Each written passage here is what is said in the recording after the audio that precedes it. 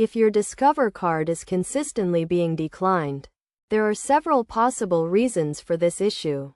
One common cause is that you have reached your card limit, meaning there are insufficient funds to complete a purchase. To resolve this, you can try making a payment to increase your available balance. Another reason for declined transactions is suspected fraud activity, which can occur if your card details have been potentially exposed. In such cases, the issuing bank may freeze your account, resulting in declined transactions. If you suspect this is the case, it is best to contact your bank for further guidance.